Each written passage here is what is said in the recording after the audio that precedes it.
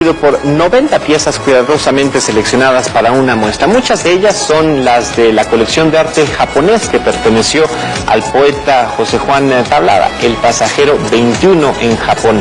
Ahora esta se expone en el Museo del Palacio de Bellas Artes. Esta mañana nos acompaña Amaury García, quien es curador y director del Centro de Estudios de Asia y África del Colegio de México. Amaury, bienvenido, muchísimas gracias. Muy buenos días, Sauri.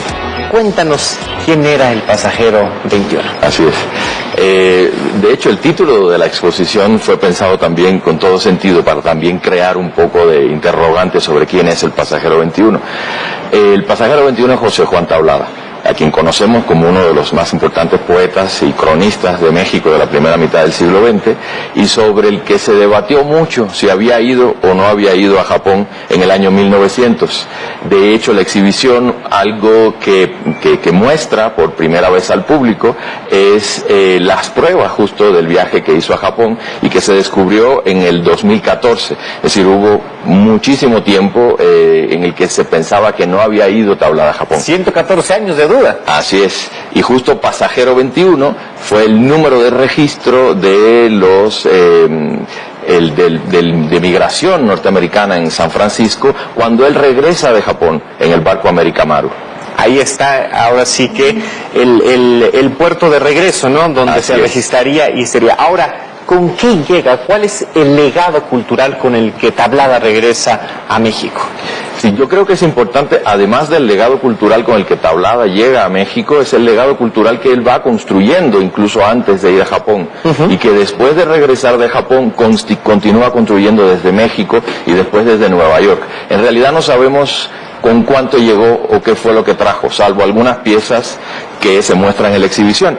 Pero él fue un gran coleccionista que en México, gracias a un trabajo que tuvo de dealer de vino, pudo justamente en Coyoacán, en su casona de Coyoacán, pues empezar a reunir libros, estampa japonesa y objetos diferentes de Japón y otras partes de Asia que forman parte del legado, no es el único legado. Y el otro es todo lo que escribió y todo lo que trabaja, Tablada también trabajó en pro de la difusión de la cultura japonesa en México. ¿Cómo se da el vínculo de él con la cultura japonesa? ¿Lo tenemos identificado? Sí, él mismo de hecho lo menciona en su diario y en otro texto. Su viuda también lo menciona.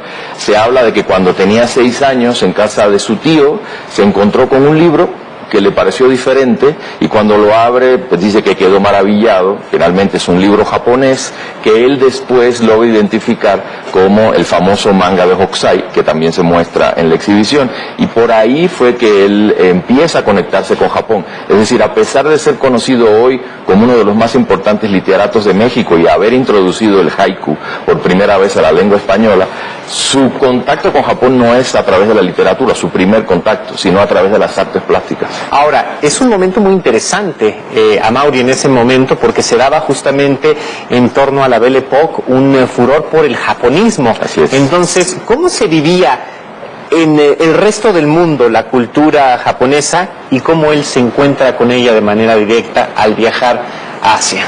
Sí, cómo no.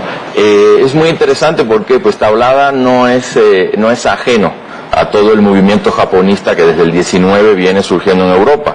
De hecho, pues independientemente de ese primer contacto que él tiene con este libro japonés, sus fuentes primeras ya más serias son francesas. Es decir, el Japón de Tablada está muy marcado por el Japón construido en la Francia de finales del 19 y principios del siglo XX.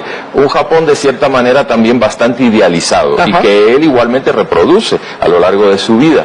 Entonces, en ese sentido, el japonismo francés en México también y en América Latina tiene un impacto muy considerable en la literatura y bueno, también en las artes plásticas, porque recordemos que hay artistas mexicanos y latinoamericanos que van a París y también entran en contacto directo con ese japonismo francés. Y Tablada es una figura en ese sentido también interesante, porque él funciona igualmente como mediador de ese Japón idealizado de los franceses hacia los artistas mexicanos, y eso es algo que hacia el final de la exhibición también se deja ver. Es decir, es todavía un trabajo sobre el que falta mucho por hacer, pero que igualmente considerábamos importante mencionar y mostrar en la exhibición. ¿Cuál es el trabajo que hace Tablada después de regresar y que construye ya en nuestro país y que desde luego es muy rico culturalmente hablando? Sí, cómo no. Mira, están sus dos libros. Después que él regresa de Japón, se aleja un poco de la escritura, empieza a coleccionar obra japonesa, y pues es en el 19 donde aparece su primer libro de haiku, Un día, del que se muestra en la exhibición el manuscrito original y el libro impreso. A partir de ahí también empieza a escribir muchas crónicas, sale su segundo libro de haiku, sale también el libro Las Crónicas de Japón, que él comenzó a publicar en la revista Moderna desde Japón. Y además de eso empieza a escribir sobre arte japonés también. En 1914 él escribe y publica su libro Hiroshige, que vendría a ser quizás el primer libro en español sobre un artista japonés. A partir de ahí él continúa a lo largo de su vida vinculándose con Japón, publicando, organiza en el 37 una exhibición de estampa japonesa en el Palacio de Bellas Artes precisamente. Y yo creo que el otro trabajo muy importante, además de difundir la cultura japonesa en México, es el vínculo que él crea con los artistas mexicanos, el apoyo que él le da a muchos artistas mexicanos de principios del siglo XX, desde Nueva York y por supuesto al arte moderno. Ahora, ¿cómo aventurarse a poner todo este bagaje, todo este tesoro dentro de una exposición y cómo lograrlo? Pues eso fue un trabajo bastante arduo. De hecho, con este proyecto, que no nació como una exhibición, nació como un proyecto de investigación, comenzamos en el año 2003. De ahí, pues bueno, ha avanzado mucho, y es hace 3 años, en conversación con Miguel Fernández Félix, el director del Palacio de Bellas Artes, del Museo del Palacio de Bellas Artes, es que surge la idea de vamos a convertir esto además en una exhibición. Y bueno, ahí no solo trabajé yo, es decir, Rodolfo Mata en la UNAM, Luis Ríos también colaboró mucho en el epílogo. Entonces ha sido un trabajo de muchas manos. 16 años además. Así es. Por eso que se ha hecho, si no, una sola persona hubiera sido imposible. Ya está abierta la exposición, ¿hasta cuándo la podemos visitar? Hasta el 13 de octubre. Pues ahí está una gran oportunidad, una ventana de oportunidad, una excelente opción para este verano, estos últimos días de verano. Gracias a Amaury por la invitación, gracias. Felicidades por el esfuerzo, y ahí estaremos.